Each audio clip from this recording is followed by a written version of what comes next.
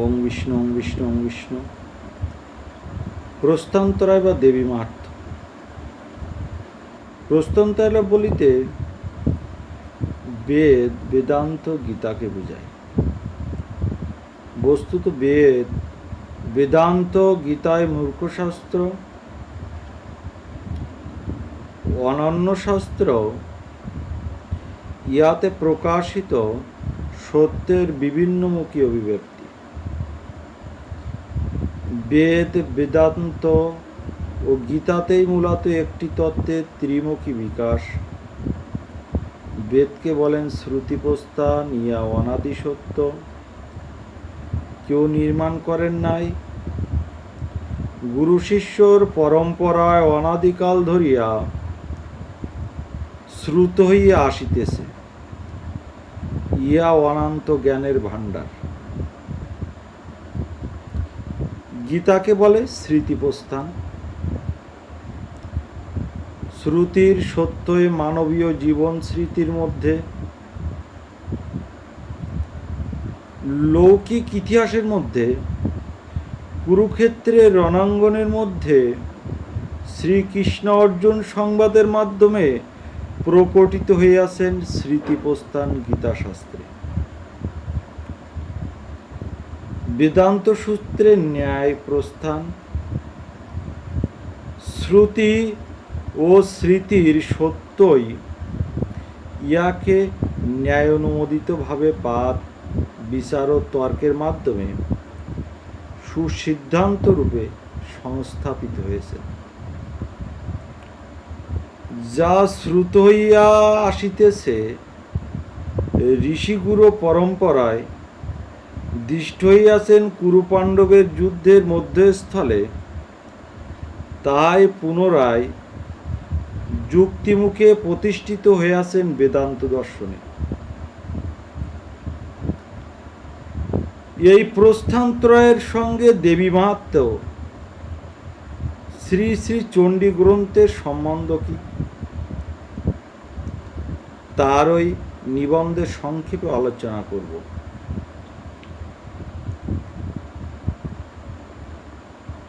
প্রস্থানত্রয় অর্থাৎ জ্ঞান শাস্ত্র। জ্ঞানে বিজ্ঞানে বিরোধিতা নাই। এই সত্তা অনুসংবিৎসা ও এক বাক্যতা আছে। জ্ঞানশাস্ত্রে নির্মল সত্য, বিজ্ঞানশাস্ত্রে প্রযুক্ত সত্য, জ্ঞানের দ্বারা আনিত সত্য, বিজ্ঞান পরীক্ষা নিরীক্ষা দ্বারা স্থাপন করেন। বেদাদি শাস্ত্রের মহাসত্য চণ্ডী আধ্যাত্মিকতার পরীক্ষা অর্থাৎ সাধন দ্বারা প্রতিষ্ঠিত করিয়াছে। বেদ গীতামন্ত্র ও বেদান্তের সূত্র চণ্ডীতে মূর্তি ধারণ করিয়াছেন। বেদের একটি বিখ্যাত সূত্রে প্রথম প্রতিমা হল দেবী দুর্গা।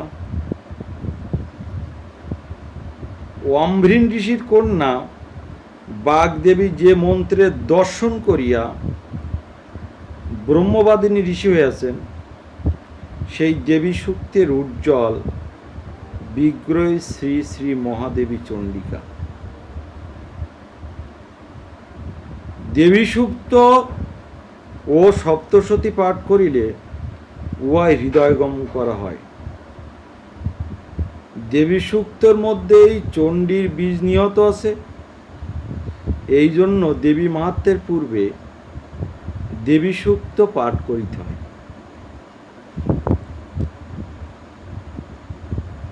কেউ কেউ বলেন যে দেবী সূক্ত পরে পাঠ্য। সুরাত রাজা ও সমাধিবর্ষ দেবী সূক্ত জপ করিয়ায় মায়ের অর্চনা করিয়াছিলেন। ইয়াতে দেবী প্রত্যক্ষ হইয়াছিলেন। দেবী সূক্তে যিনি মন্ত্ররূপা, দেবী মাহাত্ম্যে তিনি বিগ্রহরূপা। ইয়া দ্বারা বেদচণ্ডীর একাত্মতা প্রতিপন্ন হয়। ছান্দোক্য উপনিষদে উক্ত আছেন, সদেব সম্যদ অগ্র আসিত দেকো মেবা দ্বিতীয়কম। ব্রহ্ম বস্তু আদিতে এক এবং অদ্বিতীয় ছিলেন। পরবর্তী তৃতীয় মন্ত্রে বলা হয়েছে, তদৈক্ষত বহুশতাং প্রজায়েতি, আমি বহু হইয়া প্রকৃষ্ট রূপে উৎপন্ন হইব। এইরূপ ইচ্ছা করিলেন ব্রহ্ম, এক বস্তু বহু হইলেন। কি রূপে এই ইচ্ছা পূর্ণ হইল তা শ্বেতস্বর শ্রুতি স্পষ্টতর করিয়া বলিয়াছে। জয় এক অবর্ণ বহুধা শক্তি যোগাত, তিনি এক শক্তিযোগে বহুরূপ হইয়াছেন। শ্বেতস্বর পরবর্তী 6-8 মন্ত্রে বলিয়াছেন, পরস্য শক্তি বিবিধৈব শ্রুয়াতে স্বাভাবিকী জ্ঞান ও বল ক্রিয়াচ। সুতরাং শক্তির দ্বারাই যে তিনি বহুরূপ হইয়াছেন, ইহা শ্রুতিতে সুস্পষ্ট। এই পরাশক্তি পরম ব্রহ্মের স্বাভাবিকী শক্তি। ইয়া দ্বারা বোঝা গেল যে শক্তি ও শক্তিমানের ভেদ নাই। যে শক্তি আগন্তুক তাহা ঔপাধিক অর্থাৎ ভেদ বিশিষ্ট, যে শক্তি স্বাভাবিক তা স্বরূপভূত অভিন্ন। যেমন ধূমযুক্ত অগ্নি ও দৈকাযুক্ত অগ্নি। ধূমযুক্ততা অগ্নির আগন্তুক বা উপাহিক বৈশিষ্ট্য, ইন্ধনের আর্দ্রতারূপ। উপাধি থাকিলেই অগ্নি ধূমযুক্ততা, ইন্ধনের আর্দ্রতা না থাকিলে একটা লাল তপ্ত লোকদণ্ডে ধূমের অভাব। ইহাতে বোঝা গেল ধূমযুক্ততা অগ্নির আগন্তুক ধর্ম, অতএব উহা অগ্নি হইতে পৃথক। যদিও অগ্নি ধূম ছাড়া থাকিতে পারে না, তবু ধূম ছাড়া অগ্নি থাকিতে পারে। আর দৈহিকা শক্তি অগ্নির স্বাভাবিক ধর্ম। দহন কার্য ছাড়া অগ্নির স্থিতির সম্ভাবনা নাই। দাহ্য ফুরাইয়া গেলে অগ্নি বসিয়া থাকিবে না, অগ্নি চলিয়া যাইবে। সুতরাং দহন শক্তি আর অগ্নি অভিন্ন। যে শক্তি যোগে ব্রহ্মা হন, ও পরাশক্তি ও স্বাভাবিকী শক্তি। উহা যে ব্রহ্ম হইতে অভিন্ন, ইহাই বলা হইল। এই শক্তি দেবীমাত্রে প্রতিবিম্বিতা মহাশক্তি দুর্গা। সুতরাং বেদের ব্রহ্মতত্ত্বে ও চণ্ডীর দুর্গাতত্ত্বে ভেদের অবকাশ নাই। সৃষ্টির বৈচিত্র্যকারিণী এই মহাশক্তি প্রধানত বল ক্রিয়ারূপা। কঠশ্রুতিতে উমা ও হিমধিপতিকে ব্রহ্মজ্ঞান স্বরূপিণী বলা হইয়াছেন। সুতরাং জ্ঞান, বল, ক্রিয়া এই ত্রিবিধ শক্তির অখণ্ড স্বরূপতাই হল মহাশক্তি। ইয়া স্থির হইল। ঋগ্বেদের দশম মণ্ডলের বিখ্যাত মন্ত্র, একং সদবিপ্রা বহুধা বদন্তি অগ্নিং যমাং মাতরিষ্যান মাহু। সদ্বস্তু একটি, বিপ্রগণ সেই এক অদ্বিতীয় বস্তুকে অগ্নি, যম, মাতরিষ্যা প্রভৃতি নামে অবহিত করিয়া থাকেন। ঋগ্বেদের সূর্য, অগ্নি, সোম পুরাণে ব্রহ্মা বিষ্ণু মহেশ্বর এই সকল পৃথক পৃথক সত্তা বিশিষ্ট দেবগণ নাম নহে, ইহারা একই পরম সত্য বস্তুর বিভিন্ন অভিধা মাত্র। পরম বস্তুই জ্ঞান শক্তির নাম সূর্য, তার ইচ্ছা শক্তির নাম অগ্নি, তার অনুভূতির শক্তির নাম সোম। একই পরাৎপরা বস্তু সৃষ্টি শক্তির নাম ব্রহ্মা, পালনী শক্তির নাম বিষ্ণু, অমঙ্গল নাশক পরম মঙ্গল শক্তির নাম হলো শিব। বৈদিক মন্ত্রের মূর্তি প্রকাশিত হইয়াছেন দেবী মাহাত্ম্যের মহাদেবীর শ্রীমূর্তিখানিতে। মায়ের বদনখানি শম্ভু, বাহু যুগল বিষ্ণু, চরণ যুগল ব্রহ্ম, মহাদেবীর পাদপদ্ম করতল পদ্ম বদন পদ্মের দিকে দৃষ্টি করিলেই ব্রহ্মা বিষ্ণু মহেশ্বরকে দেখিতে পাইবেন। মায়ের চক্ষু তিনটি, অগ্নি কেশপাশ হলো যম, কর্ণই হলো বায়ু, তাহার প্রতি রোমকূপে উজ্জ্বল রশ্মি হলো সূর্য দেবতা। সুতরাং মায়ের প্রতিকীর্তির মধ্যে বেদের একাংশদ্বিপ্রা মন্ত্র উজ্জ্বলতায় প্রকটিতভূত। মানবদেহ অঙ্গ প্রত্যঙ্গ বহু, কিন্তু অঙ্গী এবং দেহী একজনই সেইরূপ নিখিল দেবদেবী সকল অঙ্গ প্রত্যঙ্গ স্বরূপ অঙ্গী ব্রহ্মময়ী মহাশক্তি দুর্গা। তার দর্শনে একাত্মে বহুত্বে, বহুত্বের একাত্মে অনুভূতি হয়। স্তুতিকালে দেবগণ কহিলেন, দেব্যা জয়ততৈদং জগত আত্মশক্তা নিঃশ্বাস দেবগণ মূর্তি সমমূর্তা। চণ্ডীর চতুর্থ অধ্যায়ে 3 নম্বর শ্লোকে বলছেন, যে দেবী স্বীয় শক্তি দ্বারা এই জগৎকে উৎপাদন করিয়াছেন, সমস্ত দেবগণের তেজরাশি যার মূর্তি, আমরা তাকে প্রণাম করি। ছান্দোক্য সূত্রের শ্রুতির যে প্রসিদ্ধ মন্ত্রের কথা যেটা জানি, সেই একম অদ্বিতীয়ম মন্ত্রটি চণ্ডীতে এক অপূর্বভাবে মহাদেবীর শ্রীমুখ হইতে উক্ত হইয়াছেন। অসুররা শম্ভু যুদ্ধে আসিয়া মহাদেবীর অনেক মাতৃকা মূর্তি তাকে সহায়তা করিতেছেন দেখিয়া ক্রোধযুক্ত হইয়া কঠোর ভৎসনা বাক্য বলিলে মা উত্তর করিলেন, একবাহং জগতত্র দ্বিতীয়াকা মমাপরা পশ্যৈতাং দুষ্ট মজ্জৈব বিসন্তমদ বিভূতয়। এই জগতে আমি একাই আছি, আমি ছাড়া দ্বিতীয় আর কে আছে?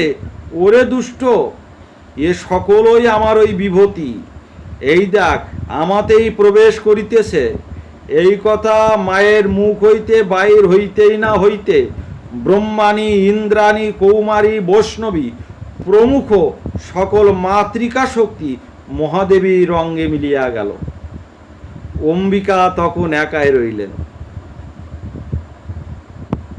তত সমস্তস্তব দেব ব্রহ্মাণী মুকুরালয়ম তস্য দেবায় স্তনয় যুগ্ম একাবাসী তথাম্বিকা। তারপর ব্রহ্মাণী প্রভৃতি সেই সমস্ত দেবী মহাদেবীর শরীরে মিলিয়া গেল। দুর্গা তখন একাই বিরাজমান থাকিলেন।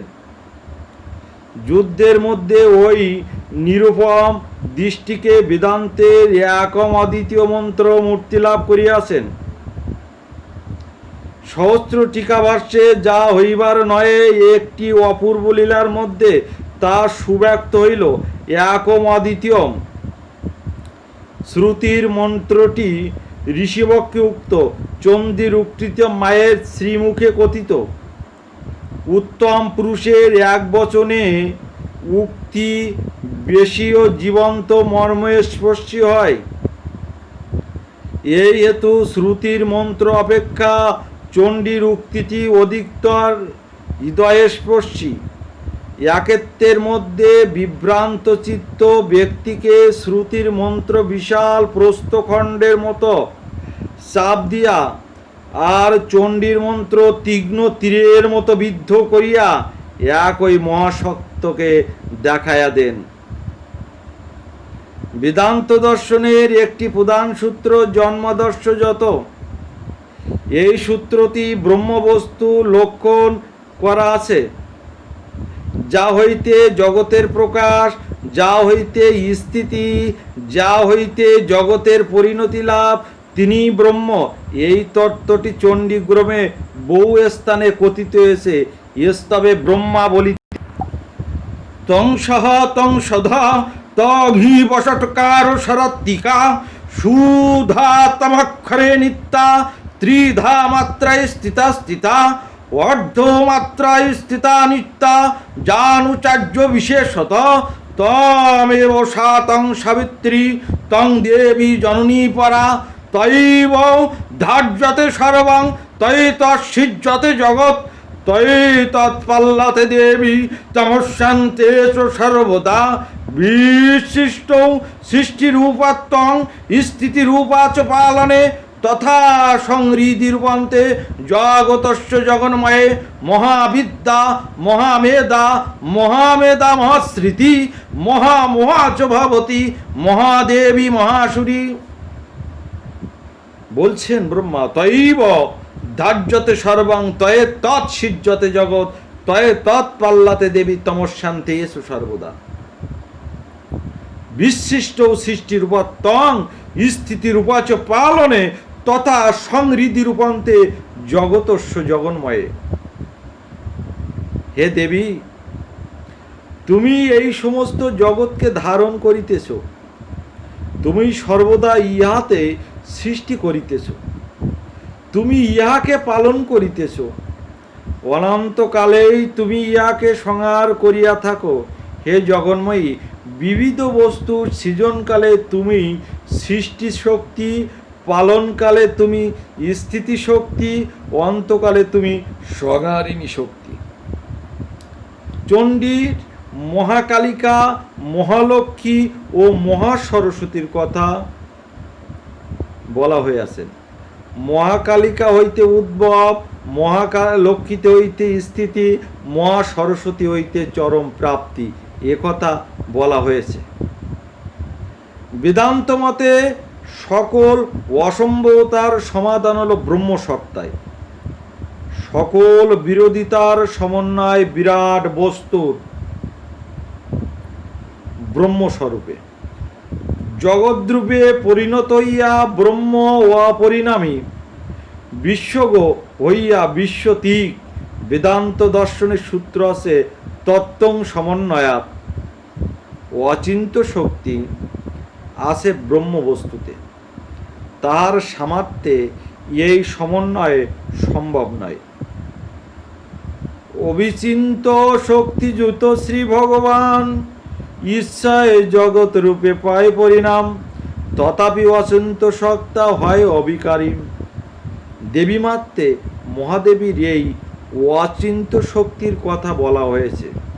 কিং বর্ণায়াম তব অরূপ অচিন্ত বেতাৎ রূপাং ততৈত অবিচিন্ত অতুল্যমনয়। অবিচিন্ত শক্তি মহাদেবীতেও বহু বিরোধিতার সমন্বয় রয়েছে। ব্রহ্মা স্তবে বলিয়াছেন মহাবিদ্যা মহামায়া মহামেধা মহাস্মৃতি মহাচ ভবতি মহাদেবী মহাসুরী। যিনি মহাবিদ্যা তিনি আবার মহা, যিনি মহাদেবী তিনি আবার মহা অসুরী। এই অদ্ভুত বিরোধিতার সমন্বয় হল মহাদেবীতে। দেবতাগণ স্তবে বলিয়াছেন সৌমানি যানি রূপানি ত্রৈলোক্য বিচরন্তিতে যানি চাত্ত ঘোরানি তৈ রক্ষস্তাংস্তথা ভুবম। জগতে তোমার যে সকল সুন্দর রূপ ও অত্যন্ত ভয়ঙ্কর মূর্তি, তদ্বারা আমাদিগকে রক্ষা করো। অতি সৌম্য মূর্তি তাহার, অতীব ঘোরা ভয়ঙ্করী মূর্তিও তাহার। এই অপূর্ব বিরোধিতা মহাদেবীতে সমন্বয় প্রাপ্ত। পরবর্তী স্তবে দেবতারা বলিয়াছেন, অতি সম্মাতি রৌদ্রায় নতস্তস্যৈ নমো নম নম জগত প্রতিষ্ঠায় দেব্যৈ কৃতয় নম নম। তুমি অতি স্নেহময়ী, অতি ভয়ঙ্করী, তোমাকে নমস্কার। মহিষাসুর বদের পর দেবতাগণ স্তবে বলিয়াছেন, বীর্যঞ্চ কর্তৃহীত দেব পরাক্রমাণাং বৈরিশোপি ওপি প্রকটিতৈব দয়াতয়েত্তুম কেন পমা ভবতু তে অশ্ব পরাক্রমস্য রূপঞ্চ শত্রু ভয় কার্যাতি হারি কুত্র চিত্তে কৃপা সমনরিষ্টুরতাং চ দিষ্টা তজ্জেব দেবী বারদে ভুবনত্রয়পি। হে মাতো, তোমার বীর্য অসুর দিকের বিনাশকারী, তোমার দয়া শত্রুদের প্রতিও প্রকাশিত। তোমার এই পরাক্রমের তুলনা কারো সহিত হইতে পারে? মনোহারিণী ও ভয়ঙ্করী এমন রূপ আর কোথায় আছে? হৃদয়ে দয়া এবং যুদ্ধে নিষ্ঠুরতা কেবল তোমাতেই দেখা গেল। এইরূপ মনোহারিত্ব, ভয়ঙ্কারিত্ব, এইরূপ কৃপাময়তা ও নিষ্ঠুরতা, এই বিপরীত ধর্মের একত্র সমন্বয় একমাত্র ব্রহ্ম বস্তুতেই সম্ভব। মহাদেবী ব্রহ্মময়ী বলিয়া এইরূপ সম্ভব হইয়াছেন। সুতরাং বেদান্ত প্রতিপাদ্য ব্রহ্মতত্ত্ব ও চণ্ডী প্রতিপাদ্য মহাশক্তি তত্ত্বই অভিন্ন। বেদ ও বেদান্তের সঙ্গে চণ্ডীর সম্বন্ধের কথা কিঞ্চিত বলা হয়েছে। গীতার কথা একটু আলোচনা করি। গীতার সঙ্গে যে চণ্ডীর কিছু তুলনামূলক আলোচনা করা যাচ্ছে। বেদ ও বেদান্ত অনেকেই আলোচনা করেন, কিন্তু গীতা ও চণ্ডী অনেক হিন্দুর গৃহে বিরাজিত আছেন। অনেকে নিত্য গ্রন্থদায় পূজা ও পাঠ করেন, এই জন্য একটু বিস্তারিত আলোচনা করা যাইতেছে। চণ্ডী ও গীতা কোনোখানি একখানি স্বতন্ত্র গ্রন্থ নয়। চণ্ডী মার্কণ্ড পুরাণের অন্তর্গত 13টি অধ্যায়, গীতা মহাভারত অন্তর্গত ভীষ্ম পর্বের 18টি অধ্যায়। ভারতীয় ঐতিহ্য অনুসারে মার্কণ্ড পুরাণ ও মহাভারত উভয় গ্রন্থেই বেদব্যাসের রচনা। ভারতীয় চিন্তাধারায় আধ্যাত্মিক, তান্ত্রিক ও বৈদিক দুইটি প্রভাবের, আধ্যাত্মিক চিন্তাধারায় তান্ত্রিক ও বৈদিক দুইটি প্রভাবের কথা এই গ্রন্থের প্রারম্ভে উল্লেখ করিয়াছে।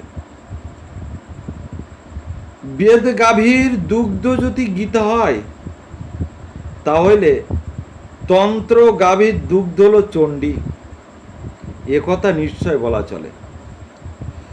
দুইটি ধারার সম্যক জ্ঞান ও তাদের মিলন অমিলনের রহস্য অবগত না হইলে ভারতীয় সংস্কৃতির সমগ্র রূপ দর্শন করা সম্ভব নয়।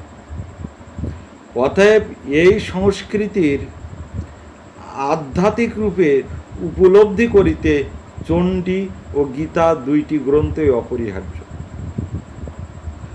চণ্ডী গ্রন্থে 700 মন্ত্র আছে, গীতা গ্রন্থে 700 শ্লোক আছে।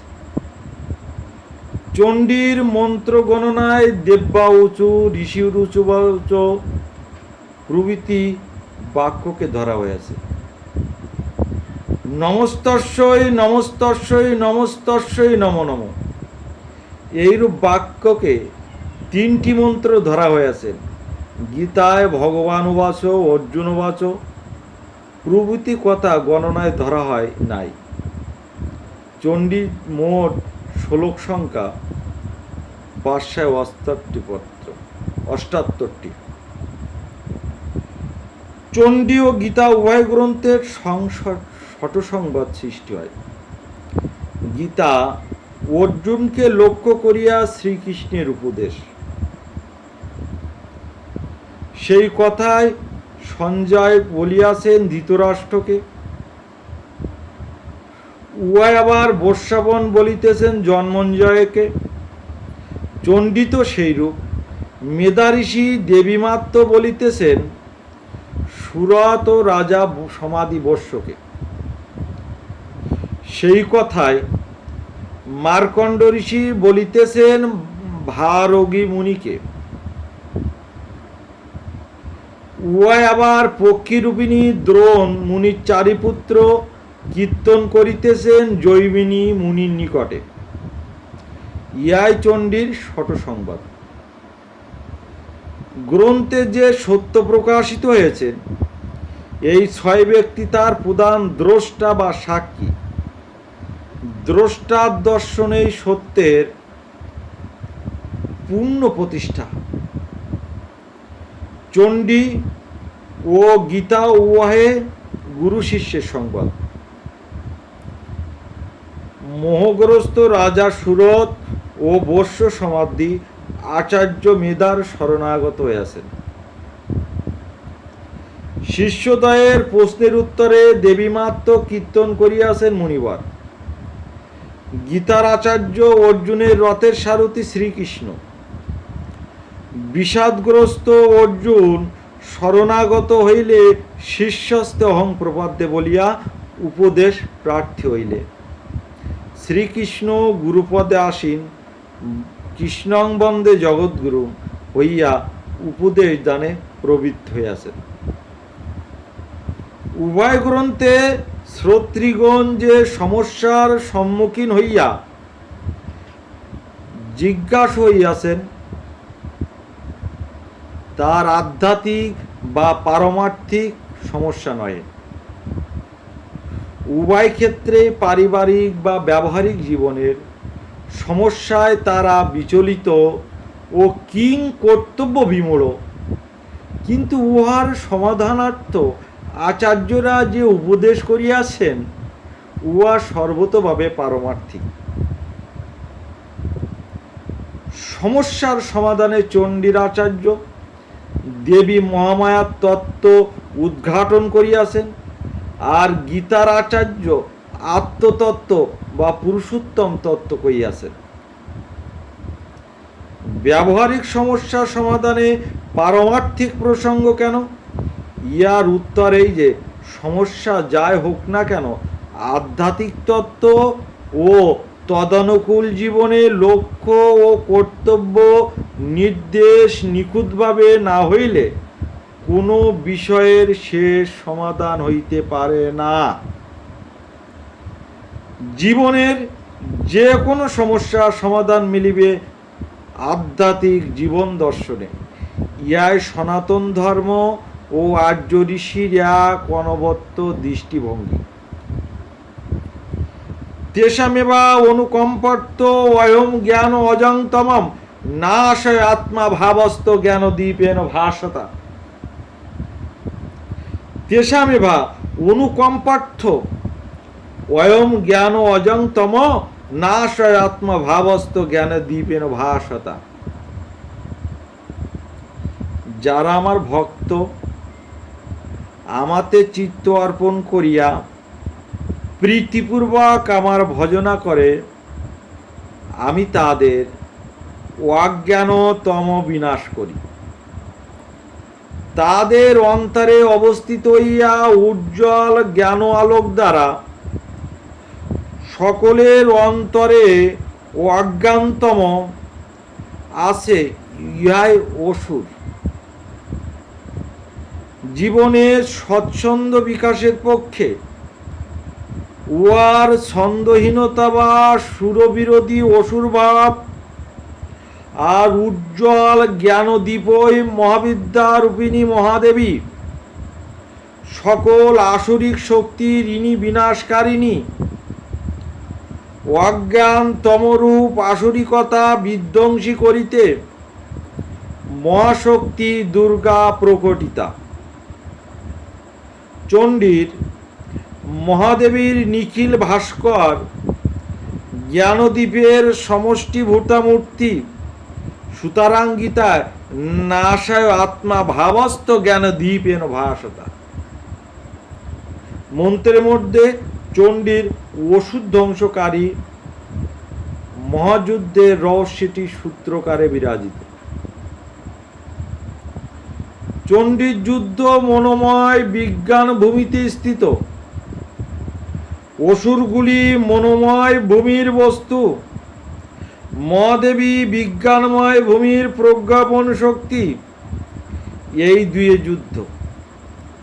গীতার যুদ্ধ কিন্তু মানুষের ও মাটির উপর একই অন্নময় প্রাণময় ভূমির নীতি দুর্নীতির যুদ্ধ। গীতার যুদ্ধ রাজনৈতিক সমর, আর চণ্ডীর যুদ্ধ হল সাধন সমর। গীতার কথা যুদ্ধের মুখে, আর চণ্ডীর কথা হলো যুদ্ধের মধ্যে। চণ্ডীর প্রথম চরিত্রের প্রথমাংশ ভূমিকা বা ঘটনার ক্ষেত্র প্রস্তুতি। চণ্ডীর প্রথম অধ্যায় তাই। চণ্ডীতে সুরত রাজা বটেন, কিন্তু এক্ষণে রাজ্যভ্রষ্ট রাজ্যচ্যুত রাজা বনে আসি, কিন্তু বানপ্রস্থী হন নাই। বনের আশ্রয় লইয়া বিষণ্ণচিত্ত আত্মীয় স্বজন রাজপ্রাসাদ অশ্বগজ পাত্র অমার্ত সকলের অমঙ্গল আশঙ্কায় চিন্তাকুল। আর সমাধিবর্ষ তিনি বনে আসিয়াছেন ধনলোভী নিজ স্ত্রী পুত্র কর্তৃক বিতাড়িত হইয়া। রাজা ও বর্ষের বনে দেখা যায় উভয়ই একই অবস্থা। আত্মীয় স্বজন কর্তৃক পরিত্যক্ত হইয়া তাদের প্রতি মমতাকৃষ্ট, তাদের জন্য অতীব দুঃখাত, দাবাপ্পা অত্যন্ত দুঃখিত। গীতায় অর্জুনের চিত্ত অনেকাংশে অনুরূপভাবে বিষাদযুক্ত। পাণ্ডবগণ ধৃতরাষ্ট্রের পুত্রগণের হস্তে অকথ্য লাঞ্ছনা নির্যাতিত ভোগ করিয়াছেন। তাদের সহিত যুদ্ধ হইবে ইয়া বহু পূর্বে স্থির করিয়াছেন। অর্জুন তপস্যা করিয়া মহা শক্তিশালী অস্ত্রশস্ত্র সংগ্রহ করিয়াছেন। অর্জুন বীর পুঙ্গব, যুদ্ধ তার কাছে ক্রীড়ার মতন। কিন্তু আজ রণাঙ্গনে সৈন্য দর্শন করিতে করিতে এ কি হইল? অপ্রত্যাশিত অকীর্তিকর হৃদয় দৌর্বল্য ও মহামহতার উপস্থিত হইল। যাদের অশেষহীনতার কথা অন্তরে গাথা আছে, সেই আত্মীয় পরিজনের প্রতি মমতা আকৃষ্ট হইলেন। যুদ্ধভূমিতে অবতীর্ণ হওয়ায় এমন মোহ যে তাদের বধ করা অপেক্ষা নিজের মৃত্যু শ্রেয়ঙ্কর বিবেচনা করিলেন। যৎ প্রেম প্রবংচিত্তাং বিগণস্ববি বন্ধুষু। চণ্ডীতে মেধা ঋষির পদপ্রান্তে উপনীত হইয়া রাজা সুরত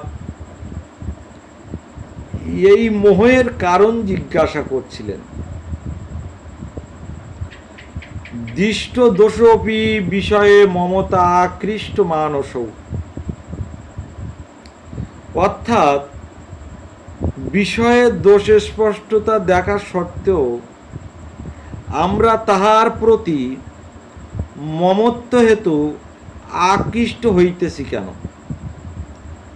গীতার মধ্যে অর্জুনেরও অনুরূপ প্রশ্ন দৃষ্ট হয়, অথ কেন প্রযুক্তি অহং পাপং চরতি পুরুষ অনাচ্ছিন্নপি বাঞ্চ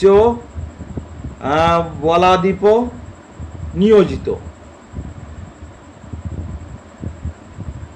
অনিচ্ছিন্নপি বাঞ্চ বলাদীপ নিয়োজিত। অনিচ্ছা সত্ত্বেও কে আমার চিত্তকে বলপূর্বক পাপে নিয়োজিত করছে? উভয় প্রশ্নের মর্মার্থ এক হই। এইসব বুঝিয়াও ভুল করি, পাপে লিপ্ত হই কেন? চণ্ডীর জিজ্ঞাসা রাজা বৎস নিজেকে জ্ঞান সম্বন্ধে সচেতন প্রশ্ন করিতেছেন। তৎকিনৈতন মহাভাগ জন্মহ জ্ঞানীন অপি। অর্থাৎ জ্ঞানী হওয়া সত্ত্বেও আমাদের এই মোহ কেন? উত্তরে ঋষি বলিয়াছেন যে তোমাদের এই বিষয় ও ইন্দ্র মিলনের হেতু যে অবরোধ, তাহাকে যদি জ্ঞান বলো তাহলে ওইরূপ জ্ঞান পশু পক্ষীদেরও আছে। যে জ্ঞানী অবসত্ব মোহ কেন? এই জ্ঞান, এই মোহ ইন্দ্র মিলন বিষয় মিলন হেতু যে অবরোধ, বিষয় বাসনের যে জ্ঞান, এই জ্ঞান পশু পাখিদেরও আছে। যতহি জ্ঞানীন সর্বে পশু পক্ষী মৃগাদয় মনুষ্যানাঞ্চা মতদ্ভত। বস্তুত এই ইন্দ্রিয় বিষয়ক মিলজ জ্ঞান অজ্ঞানের নামান্তর। চণ্ডীর এই উত্তরের প্রতিধ্বনি গীতাতে শ্রুত হয়। অর্জুনকে মৃদুমন্দ ভর্ৎসনার সুরে শ্রী ভগবান যে এই একই কথা বলিয়াছেন, অর্জুন তুমি জ্ঞানী ব্যক্তির মতন কথা বলিতেছ। প্রজ্ঞা বাদাংশ ভাষাসে গতা শুনো অনুশস্যন্তু নশ্বন্তু দেবতা। অসহ্যম্বস্তাং প্রজ্ঞা ভাদাংশ ভাষসে গতা শুনো অনুশোচ্য। তুমি কাজ করিতেছ অজ্ঞানের মতো, কারণ যা শোকের বস্তু নয়, অস্বচ্ছ, তারই জন্য শোক করিতেছ। জ্ঞানী ব্যক্তিরা এরূপ করে না। চণ্ডী সুরত সমাধি বর্ষ মোহগ্রস্ত উদ্ভ্রান্ত মনকে ঋষির প্রশান্ত করিতেছেন। চণ্ডীর মাত্র কীর্তন করিয়া তাদের দ্বারা দেবী মহামায়ার পূজা করাইছেন। আর গীতায় অর্জুনের কিং কর্তব্য বিমূঢ় বিষাদিত চিত্তকে রূপস্থিত করিয়াছেন শ্রী ভগবান। উপদেশ মৃত দ্বারা সুরাত সমাধি বাঞ্ছা পূর্ণ করেছেন মাতৃদর্শনে। আর অর্জুনের মোহ কাটিয়াছেন সত্য দর্শনে, বিশ্বরূপ দর্শনে। চণ্ডী ও গীতা ভূমিকা এই সাদৃশ্য সত্ত্বেও পরিবেশের ভিন্নতা সুস্পষ্ট। চণ্ডীর উপদেশের পরিবেশ ঋষির তপবন, উহার প্রাকৃতিক শোভা সৌন্দর্য প্রশান্ত শ্রীসম্পন্ন, রমণীয় শান্ত রস প্রধান। আর চণ্ডীর আলাস্য বিষয় দেবাসুর সংগ্রাম, রজময় এবং তমময়। পক্ষান্তরে গীতার পটভূমিকা এক মহাসমরের। যুদ্ধক্ষেত্রে স্বভাবতই রাজতমগুণময়, কিন্তু গীতার আলস্য বিষয় আত্মতত্ত্ব, গভীর শান্ত রসাত্মক। চণ্ডীর প্রশান্ত ভূমিতে যুদ্ধের অশান্ত বার্তা, গীতার অশান্ত সমরাঙ্গনে প্রশান্তির বার্তা। চণ্ডীর মধ্যম চরিত্র দেবী মহালক্ষ্মীর আবির্ভাব, আর গীতার হলো বিশ্বরূপ দর্শন, তত্ত্ব তো একই। উভয় ক্ষেত্রে অনুভূতি বিজ্ঞানময় ভূমির সামগ্রী দৃষ্টির বহুত্বে একত্ব, একাত্মে বহুত্ব। সমগ্র সত্তাকে একেবারে একত্বের দর্শন। ইয়ৈকস্তং জগৎকৃষ্ণ প্রবিভক্ত অনেকদাম অপশ্য দেবদেবস্য শরীরে পাণ্ডবস্তথা। একস্ত সমগ্র বিশ্ব চরাচরের সকলই এক দেহই স্থিত। ইহাই অপরোক্ষ দর্শন, ইহাই বিশ্বরূপ দর্শনের মর্মকথা। চণ্ডীতে মায়ের মহীয়সী স্ত্রীমূর্তির মধ্যে নিখিল দেবগণ শক্তি সমূহ প্রকটিত। ভিন্ন ভিন্ন দেবশক্তি একই বিশ্বজননীর অঙ্গ প্রত্যঙ্গ। তাহার বাহুই বিষ্ণু, ব্রহ্মই চরণই ব্রহ্মা, শ্রীবদনই শিব, কেশে যম, নাসিকায় পবন, নয়নে অগ্নি। বিভিন্ন দেবতার বিভিন্ন আয়ুধগুলি মায়ের শ্রীহস্তে শোভমান। মায়ের দর্শনই নিখিল দেবতা দৈব শক্তির দর্শন মেলে। এক স্বরূপে বিশ্ব দেবতার দর্শন এক নিরূপম দর্শন।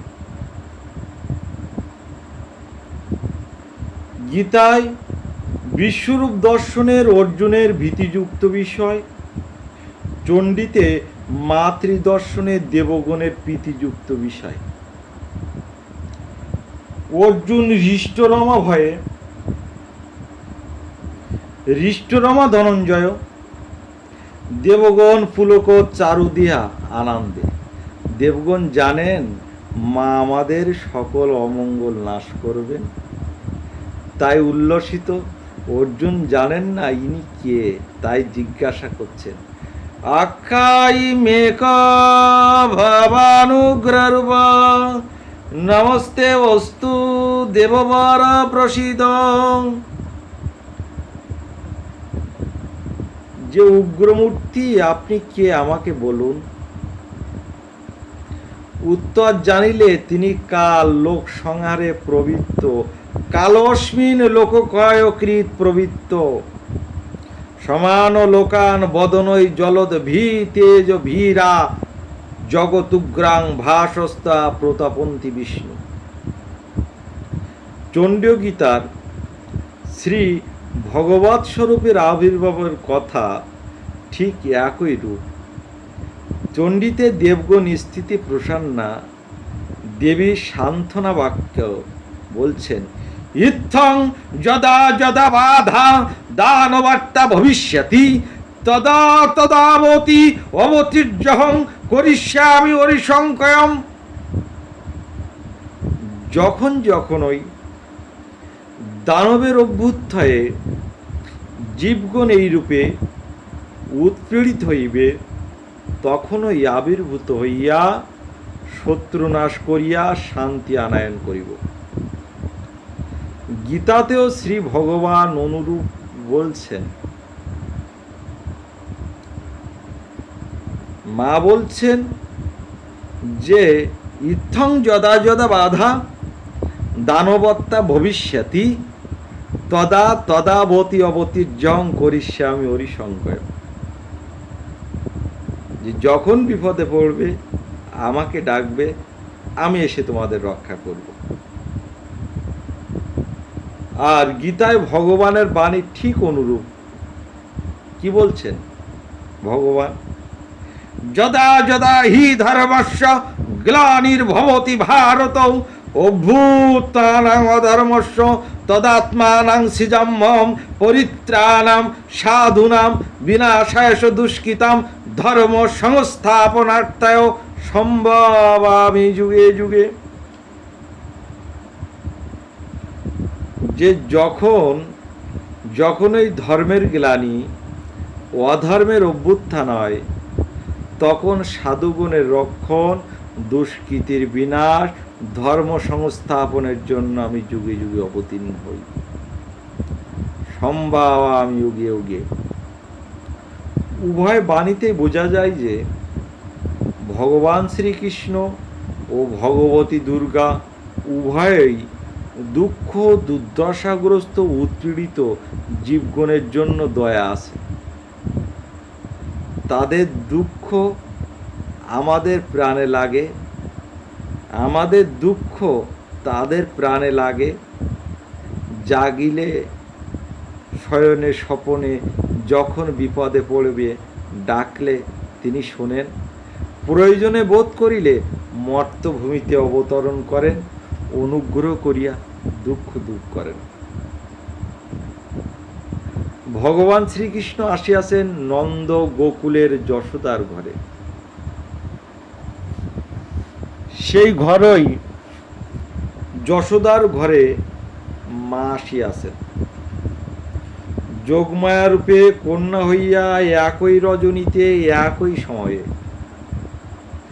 গৌড়ীয় বৈষ্ণব আচার্যগণের মত যশোদার যমজ সন্তান প্রসব করিয়াছেন কৃষ্ণ এবং যোগমায়া। এই জন্য কন্যা যোগমায়াকে জগতে বিষ্ণুর অনুজা বলা হয়। বসুদেব তার পুত্রকে যশোদার শয্যায় রাখিলে দুই স্বরূপ একাত্ম প্রাপ্ত হয়। ভগবান বলিয়াছেন সম্ভাব আত্মমায়া, নিজ মায়া শক্তির সঙ্গে সম্ভূত হই। আর সেই আত্মমায়া স্বরূপিণী দেবী চণ্ডীতে বলিয়াছেন আমি নন্দগোপ গৃহে গর্ব আসিব। নন্দগোপ গৃহে জাতা যশোদা গর্ব সম্ভবা ততস্থ নাশস্বামী বিন্ধ্যাচল নিবাসিন। মা বলেছেন এক বাক্যই চমৎকার। গীতায় শ্রী ভগবান নিজের স্বরূপ বলিয়াছেন অহং আত্মা গুড়াকেশ সর্বভূত সয়স্থিত। চণ্ডীতে ঋষি মহাদেবীর তত্ত্ব বলিয়াছেন যা দেবী সর্বভূতেষু চেতনাত্মবিধীয়তে নমস্তস্যৈ নমস্তস্যৈ নমস্তস্যৈ নমো নমঃ।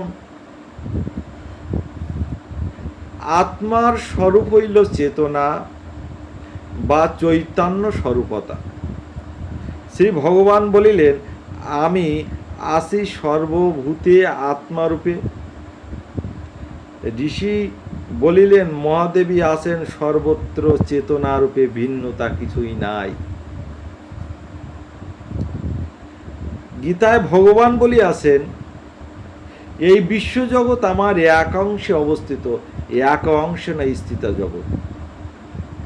চণ্ডীতে দেবগণ মায়ের স্তবে বলিয়াছেন সর্বায় আশ্রয় অখিল ইদং জগতাসভূত মব্যাকৃত হি পরমাত্ম আত্মা।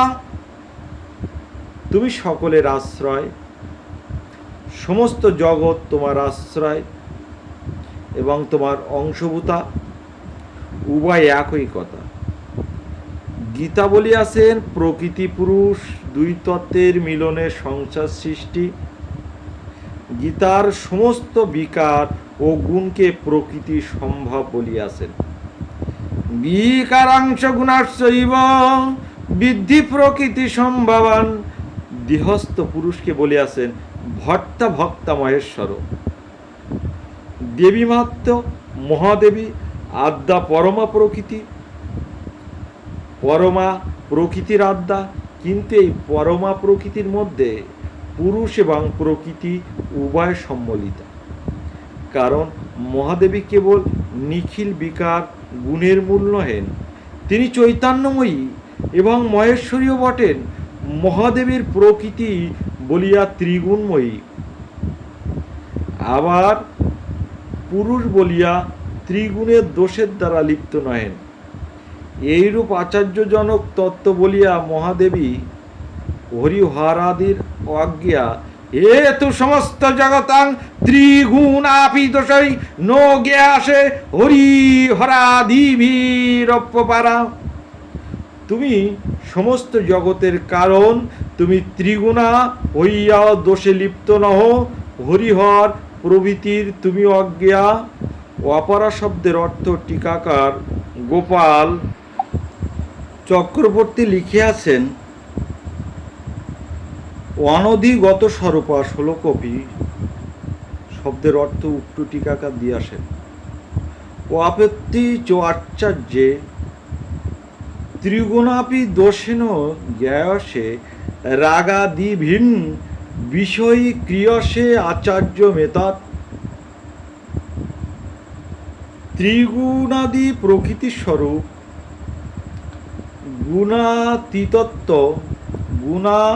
গুণাতীতত্ব পুরুষের স্বরূপ, এই দুই গুণের একাত্র মিলনই আচার্য বস্তু। গীতায় শ্রীবান ভগবান বলিয়াছেন, যেখানে যা কিছু শ্রীমৎ উজ্জিত ও বিভূতিযুক্ত সকলেই আমার অংশভূতা বলিয়া জানিবে। যজ্জদ বিভূতিমৎ সত্যং শ্রীমৎ দূষিতমেবা তত্ত্বদেব গচ্ছতং মম তেজ অংশ সমুদ্ভবম। চণ্ডীতে ভগবতী অসুরকে বলেছেন, রে দুষ্ট, দেখ আমার বিভূতি সকল আমাতেই প্রবেশ করিতেছে। এই বলিয়া আকর্ষণ করিলেন। অসুর দেখিলেন অগণিত মাতৃকা মূর্তি দিয়ে বিলীন করিতেছেন, প্রবেশ করিয়া এক হইয়া যাইতেছেন।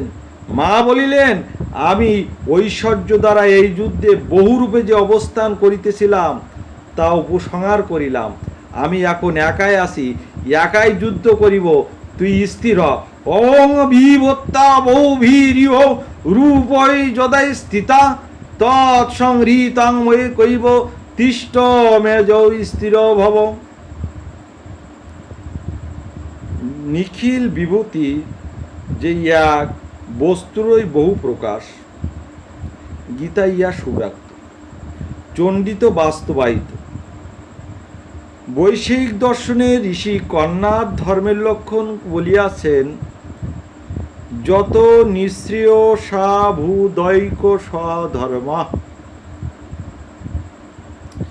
যা হইতে অভ্যুদয় ও নিঃশ্রেষ হয় তাই ধর্ম। প্রবৃত্তি লক্ষণ ধর্মের ফল অভ্যুদয়, নিবৃত্তি লক্ষণ ধর্মের ফল নিঃশ্রেয়স। পূর্ণজ্ঞ বৈদিক ধর্মের দিকে চণ্ডীর লক্ষ্য নিবদ্ধ। সুরত সমাধি অর্চনায় মা পরিতুষ্ট হয়ে বলিলেন, বর বা ইচ্ছা করো, যা চাইবে তাই দিব। রাজা চাইলেন অবিভ্রংশ রাজ্য, আর সমাধি চাইলেন তত্ত্বজ্ঞান। যে জ্ঞানের উদয় হইলে মিথ্যা আমি আমার আমিত্ব নাশ প্রাপ্ত হয়, তাই চাইলেন সমাধি। আর রাজা চাইলেন অভ্যুদয়, আর বৈশ্য চাইলেন নিঃশ্রেয়স। গীতায় শ্রী ভগবান কইয়াছেন, যে যতমাং প্রপদ্যন্তে তাং স্ততৈব ভবজাম্যহম মম বর্তন অনুবর্তন্তে মনুষ্য পত্ত সর্বস্ব।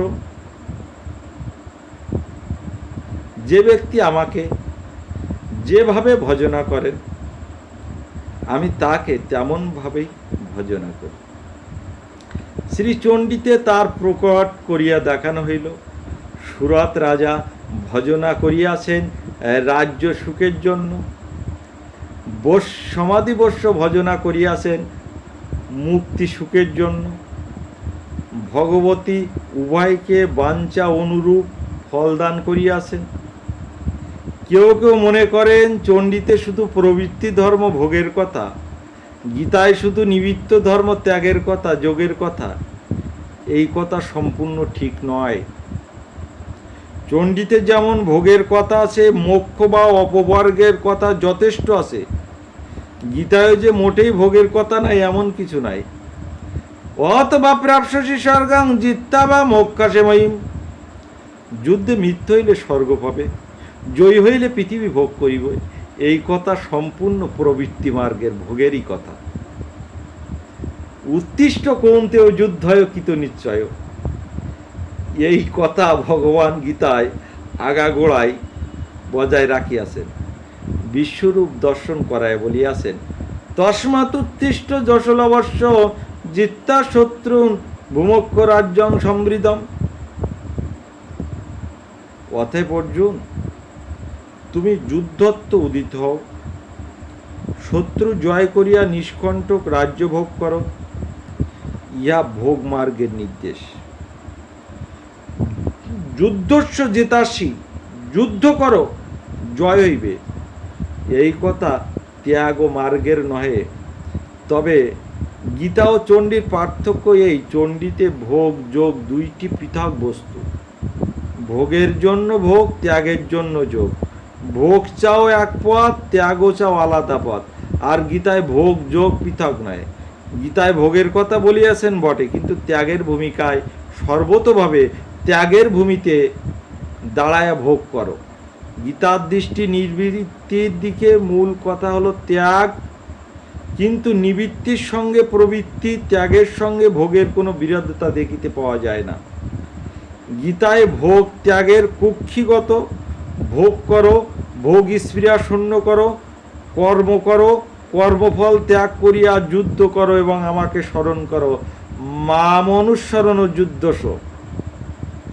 কর্ম করো কর্তৃত্ব অভিমান ছাড়িয়া, শত্রু জয় করো, নিমিত্ত মাত্র হও। শত্রুর সঙ্গে যুদ্ধ করো, শত্রুতা ভাব না রাখিয়া নির্ভয় বহিয়া। গীতার প্রেরণ আছে কর্ম করাইতে, কিন্তু সেই করার ক্রিয়ার কর্তা আছে, কর্তৃত্ব অভিমান নাই। কর্ম আছে, কর্মফল আকাঙ্ক্ষা নাই। এই কর্তৃত্ব কর্মহীন স্তব্ধ ক্রিয়ার মধ্যে জ্ঞান ও সমন্বয়, ভোগযোগের সমন্বয়, প্রবৃত্তি ও নিবৃত্তির একাত্মতা। ভোগের প্রতীক ধনুর্ধর পার্থ, ত্যাগের প্রতীক যোগেশ্বর কৃষ্ণ। গীতা ধনুর্ধারী রথে যোগেশ্বরকে সারথি করিয়া এই কথাই বলিয়াছেন। পুণ্যজ্ঞানী হইয়া কর্মের অতীত হইয়া অপর্যাপ্ত কর্ম করো, ভোগাতীত হইয়া ভোগের মধ্যে বাস করো। যোগেশ্বরকে জীবনরথে সারথি করিয়া কর্মের ধনু ধারণ করো। সর্বশেষ সঞ্জয়ের মুখে তার কথা শুনি, যত্র যোগেশ্বর কৃষ্ণ যত্র পার্থ ধনুর্ধর, তত্র শ্রী বিজয়ভূতি ধ্রুব নীতির মতির মম। সুতরাং গীতা ও চণ্ডীর পার্থক্য এই যে, চণ্ডী দুই হাত বাড়াইয়া এক হাতে ভোগ এবং অপর হাতে যোগ দিতেছেন, আর গীতা দুই হস্ত অঞ্জলি করিয়া ভোগ ও যোগ এক অপূর্ব মিলনময় সন্দেশ বিতরণ করিতেছেন। চণ্ডী পাঠে রূপং দেহি জয়ং দেহি যশ দেহি দিশ জয়ী মন্ত্রের পুনঃ পুনঃ আবৃত্তিতে অনেকেই মনে করেন চণ্ডীতে শুধু দেহি দেহি রব কেবল ভোগময় রাজ্যের জন্য প্রার্থনা, এইরূপ মনে করা ঠিক নয়। প্রথমত রূপং দেহি জয়ং দেহি মন্ত্রটির মূল চণ্ডী নহে, উহা অর্গলা স্তোত্রের অন্তর্গত। ওই স্তব পাঠের বিধি আছে চণ্ডী পাঠের পূর্বে। দ্বিতীয়ত রূপং দেহি জয়ং দেহি ইত্যাদি প্রার্থনার মধ্যে দ্বিবিধ তাৎপর্যত ও অন্তর্নিহিত আছে। যিনি ভোগাকাঙ্ক্ষী তার এক প্রকার অর্থ, যিনি মোক্ষ আকাঙ্ক্ষী তার কাছে অন্য এক প্রকার অর্থ। যিনি ভোগী তিনি দেহের রূপ কামনা করেন, যিনি ত্যাগী তিনি আত্মার স্বরূপ জ্ঞান জাগায় তুলিবার প্রার্থনা করেন। ভোগী লৌকিক যুদ্ধে মামলা মকদ্দমা জয় কামনা করেন, ত্যাগী সাধন সমরে জয় আকাঙ্ক্ষা করেন। ভোগী চাহেন লৌকিক নাম যশ খ্যাতি, তাই বলেন যশংদেই, আর সাধক চাহেন ভগবত ভক্ত বলিয়া জগতে কীর্তিত হইতে। কীর্তিগণের মধ্যে জীবের কোন বড় কীর্তি, ঈশ্বর ভক্ত বলি যার হয় যে খ্যাতি। ভোগার্থী বাঞ্ছা করেন লৌকিক শত্রুর ধ্বংস, তাই বলেন দিশজয়ী। ত্যাগী যোগী চাহেন সাধক পথে যারা বাদক সেই কামাদি শত্রু অবলুপ্তি। ভোগী যেখানেই পাঠ করেন বাহ্যাং মনোরমাং দেই মনোবৃত্তি অনুসারিণী, সাধকগণ সেখানে চিরকালই পাঠ করেন ভক্তিং মনোরমাং দেই মনোবৃত্তি অনুসারিণী। অভিন্ন মায়ের কাছে অবনত হইয়া যে যাই কামনা করুক, মা সকল সময় সকলকে তা দেন না। যে বস্তু দিলে একজনের উপকার অন্যের ক্ষতি তা মা দেন না, যাতে জগতের সকলের কল্যাণ তাই দেন। দেবগণের স্তব্ধে সন্তুষ্ট হইয়া জগজ্জননী বলিলেন বরদহং সুরাগনা বরং জং মনশেষত তং বিনোদ্যং ওজাস্যামি জগত উপকারকম। হে দেবগণ, আমি বরদাত্রী, তোমরা মনে মনে জগতের হিতকার যে ইচ্ছা করিতেছ তা প্রার্থনা করো, এখনই দিতেছি। নিষ্কাম ব্যক্তি নিষ্ক্রিয় নয়, সে সর্বদা কর্ম করে সর্বভূতি হিতেরত হইয়া। সুতরাং মা যেন জগতের মঙ্গলময় বর দিলেন, তা নিষ্কাম ভক্তের কাম্য। দেবগণও তাই বলিয়াছেন ত্রৈলোক্যবাসিনী মিড্ডে লোকানাং বরদা ভব। হে স্তব নিয়ে দেবী, ত্রিভুবনবাসীগণ জনগণের জন্য বরদাত্রী হও। কেউ কেউ মনে করেন গীতা ভক্তি কথায় পূর্ণ, চণ্ডীতে ভক্তির গন্ধ নাই। এরূপ কথা মনে করা ঠিক নয়। গীতা শুধু ভক্তি কথায় পূর্ণ নয়, জ্ঞান কর্ম যোগ সংখ্যা সকল বস্তু মিলনময় হল গীতা গ্রন্থ। চণ্ডী গ্রন্থ ভক্তি শূন্য নয়। যে অর্গলায় স্তবে রূপং দেহি জয়ং দেহি যশ দেহি দিশজয়ী প্রার্থনা পুনঃ পুনঃ উচ্চারিত হয়েছে সেই স্তবে দেবী ভক্ত জনার্দন দত্তানন্দ দয়াম্বিকে। হে দেবী অম্বিকে, তুমি ভক্তদিগকে অনার্গল আনন্দ দান করিয়া থাকো। ভক্তদিগকে যে কত আনন্দ দান করেন তার প্রমাণ চতুর্থ অধ্যায়ে দেবগণের স্তুতিকালে। স্তবপরায়ণ দেবগণ বর্ণনায় ঋষি বলিয়াছেন প্রণন্তি নম্র ধীর দরাংশ প্রহস্য পুলকদ গমন চারু দিয়া। তার গ্রীবা স্কন্দ নত করিয়া প্রণাম করিয়া আনন্দে রোমাঞ্চ উদ্যত হওয়া সুন্দর দেহশালী হইয়া মহাদেবীকে স্তব করিয়াছিলেন। আনন্দ গভীর না হইলে এই পুলক হয় না। চণ্ডীর পঞ্চম অধ্যায়ের স্তবের শেষে বলিয়াছেন যা চিত্তা তৎক্ষণমেবন্তি ন স্বর্গা সর্বাপদ ভক্তি বিনম্র। আমরা ভক্তিনম্র হইয়া স্মরণ করিলে জগন্মাতা তৎক্ষণাৎ আমাদের সকল বিপদ নষ্ট করিয়া থাকে। সর্বশেষে চণ্ডীর একাদশ অধ্যায়ের স্তবে দেবগণ কহিয়াছেন হে দেবী, মাতা যেমন পুত্র দীঘাকে রক্ষা করেন সেইরূপ আমাদিগকে পাপ হইতে রক্ষা কর।